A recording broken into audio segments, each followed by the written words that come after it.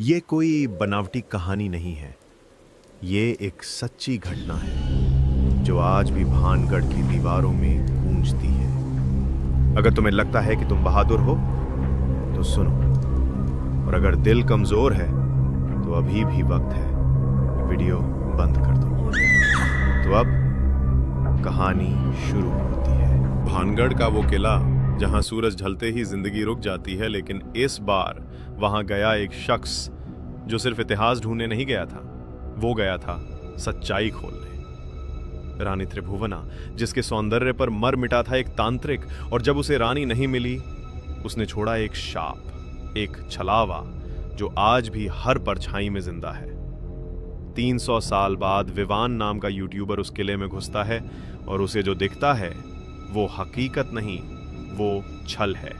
एक ऐसा धोखा जो शक्ल बदलता है, यादें चुराता है और आत्मा को कैद कर लेता है। कहानी में है आत्मा, धोखा, तंत्र और वो डर जो रुकता नहीं। क्या विवान बाहर आ पाया, या अब जो बाहर घूम रहा है वो नहीं है जो तुम समझते हो?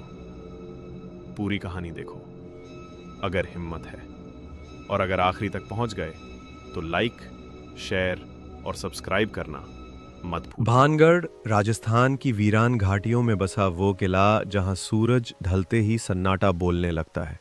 कभी ये रानी त्रिभुवना की सत्ता का गौरव था, अब सिर्फ पत्थर, धूल और छाया रह गई है।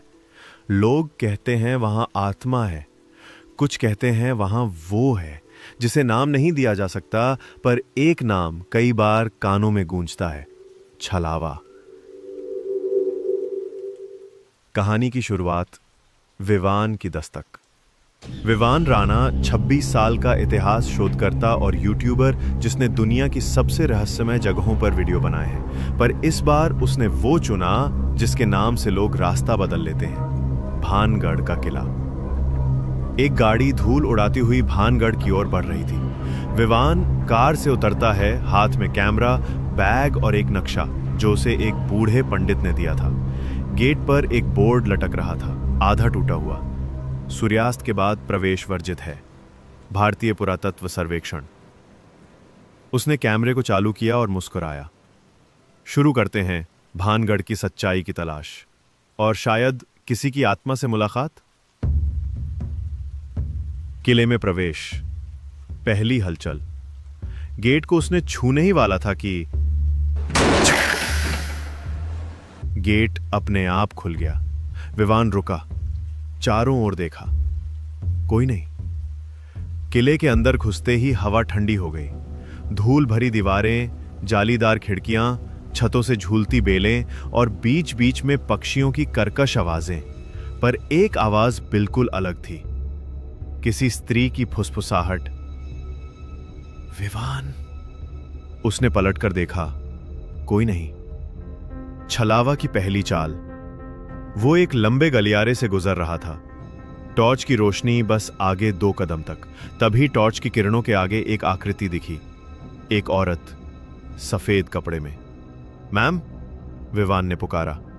वो आकृति धीरे धीरे उसकी ओर मुड़ी, पर चेहरा साफ नहीं दिखा, जैसे धुआं। 1 सेकंड में वो आकृति गायब। विवान कांप गया।